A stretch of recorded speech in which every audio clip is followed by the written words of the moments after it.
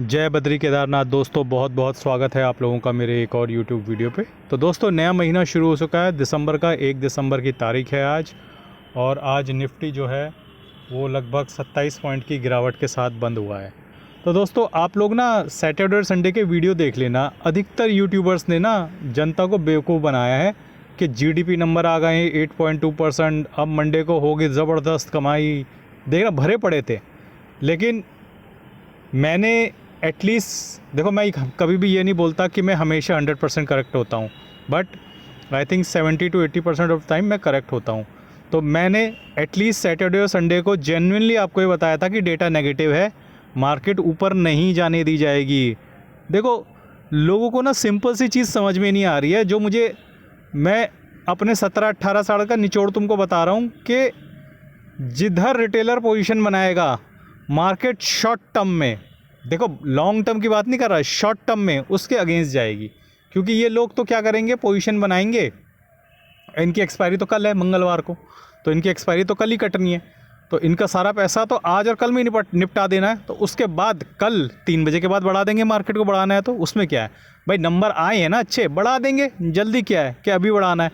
तो अधिकतर यूट्यूबर ये बोले जा रहे थे, मैं तो देख रहा था, हैरान था कि भाई सब भरे पड़े हैं वीडियो, आ गए हैं ज़बरदस्त नंबर, मोदी सरकार की नई चाल, मोदी सरकार का नई अचीवमेंट। और जितने भी वो भक्त न्यूज़ चैनल है ना, देखो मैं किसी का भक्त नहीं हूँ, ठीक है, I also support BJP in some state, I also support other parties in some state, ठीक है। तो मैं किसी पार्टी विशेष का भक्त नहीं हूँ। अगर मैं यहाँ पे बीजेपी को क्रिटिसाइज़ कर रहा हूँ तो ऐसा नहीं है कि लोग ये समझ ले कि मैं कांग्रेस का चमचा हूँ, ऐसा बिल्कुल नहीं है, ठीक है। तो मैं किसी पॉलिटिकल पार्टी पे हम यहाँ पे डिबेट नहीं करेंगे, लेकिन जो भक्त टाइप लोग होते हैं वो सारे वीडियो बना रहे थे कि भैया मोदी जी का मास्टर स्ट्रोक, और वो आज तक, एनडीटीवी, और वो कौन सा है टकले रजत शर्मा का जो चैनल है, वो अपने गान गा रहे हैं कि भैया आप देखना शेयर मार्केट ऐसा हो जाएगा वैसा हो जाएगा।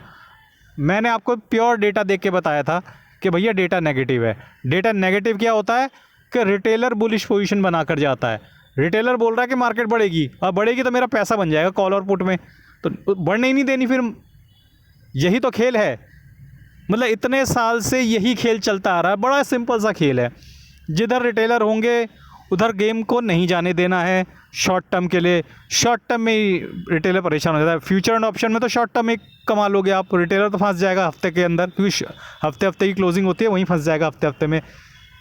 शेयर्स में आपको साल 6 महीना तक फंसा के रखना है। अब जैसे रिटेलर जो है टाटा मोटर्स में घुसे हुए हैं, इंक्लूडिंग मी, ठीक है, चलने ही नहीं देंगे टाटा मोटर्स को। अभी देख लो, कम से कम 8 महीने तो हो गए नहीं चलने दिया। अब जब थक हार के लोग बेच देंगे, चले जाएंगे, उसके बाद चला देंगे, साल भर बाद चला भी देंगे। इतने में तो काफ़ी सारी जनता निकल गई, काफ़ी सारों का पैसा खा लेंगे। तो गेम यही है। शेयर्स में थोड़ा लंबा समय लगता है, और F&O में तो हफ्ते भर के अंदर हो जाता है। तो बात बड़ी सिंपल सी है। डेटा तो फ्राइडे को ही आ गया था नेगेटिव।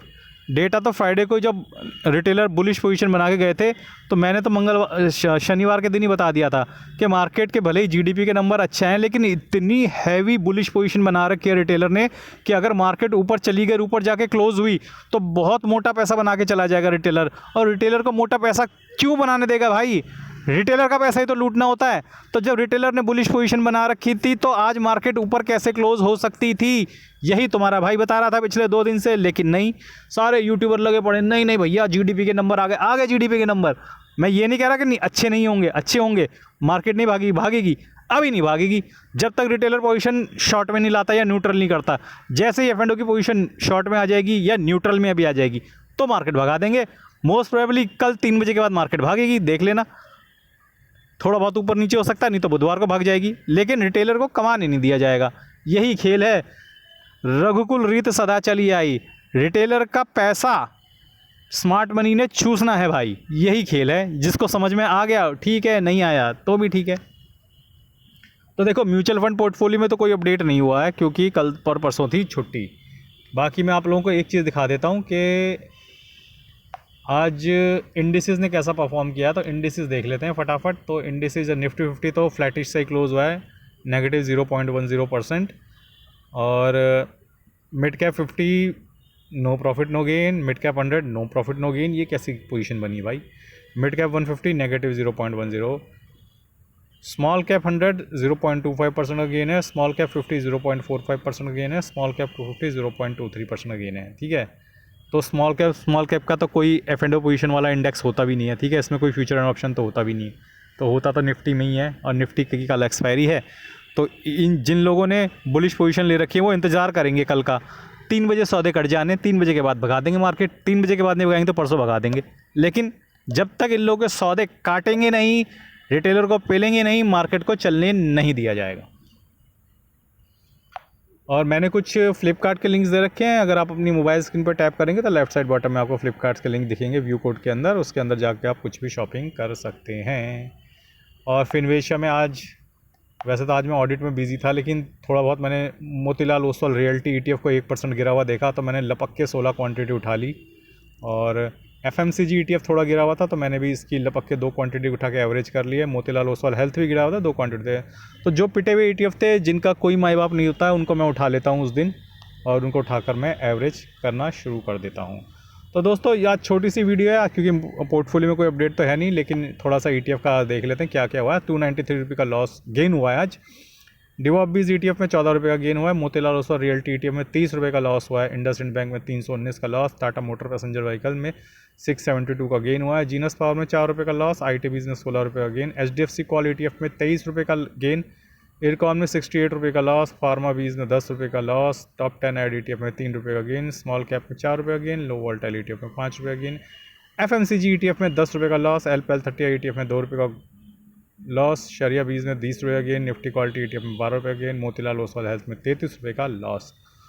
ओवरऑल आप देखेंगे दोस्तों तो फ़िल्टर में लगा लेता हूँ ताकि आपको देखने में आसानी होगी। देखिए डिवॉबीज ETF अभी भी ये अभी लगा नहीं है। तो टॉप 10 ऐड ETF आज भी इंतज़ार में रह गया। सुबह सुबह मार्केट पॉजिटिव में खुली थी, मुझे काफ़ी उम्मीद थी कि ये ETF ड्यूरिंग द डे शायद 5% हिट कर जाए, लेकिन इसके शेयर नहीं चले। शेयर टॉप 10 मतलब जो टॉप 10 निफ्टी के शेयर्स हैं। ठीक है, टॉप 10 निफ्टी के शेयर्स अगर चल जाते तो भैया फिर इंडेक्स भी बहुत तेज़ी से ऊपर चला जाता है। इंडेक्स को मैनेज करने के लिए उन्हीं शेयर्स का इस्तेमाल किया गया था आज, तो मेरा टॉप 10 एडेड ETF भी नहीं चला। अदरवाइज़ अभी भी अपने 5% के टारगेट को हिट करने के इंतज़ार में है। जैसे 5% का टारगेट लगेगा मैं इसको सेल कर दूंगा और अपने 9,500 रुपये लगभग फ्री हो जाएंगे। डिवॉबीज ETF भी 4.25% के प्रॉफिट पे है, तो ये भी लाइन पे लगा हुआ है। तो जैसे ही अब ये GDP वाला की न्यूज़ की वजह से मार्केट थोड़ा सा भी ऊपर भागेगी तो ये 2 ETF हिट हो जाएंगे। फार्मा बीज भी आज लगभग 4.25% के प्रॉफिट में। शरिया बीज भी 3.25, ITBs 3.25, Nifty quality ETF 3.25, low volatile ETF 2.25, HDFC quality ETF 1.6, LPL30 ETF 1.16, small cap ETF no profit no loss. तो सारे देखो अधिकतर ETF मेरे प्रॉफिट में है, तो ये स्विंग ट्रेडिंग का ही कमाल है भाई। कोई दिक्कत नहीं, मार्केट भी थोड़ा ऊपर उठती है तो सब पॉजिटिव में आ जाता है। और FMCG ETF में नो प्रॉफिट नो लॉस चल रहा है। मोतीलाल ओसवाल हेल्थ 0.3% के नेगेटिव में। मोतीलाल ओसवाल रियल्टी ETF 0.43% के लॉस में। इंडसइंड बैंक अभी भी 6,000 के लॉस में। टाटा मोटर पैसेंजर व्हीकल अभी 13,000 के लॉस में। जीनस पावर 1,000 के लॉस में। एयरकॉन 3,000 के लॉस में। तो ये तो थी स्थिति मेरे शेयर्स और ETF के पोर्टफोलियो की। तो दोस्तों आज के लिए बस इतना ही। धन्यवाद, गुड बाय, जय बद्री केदार।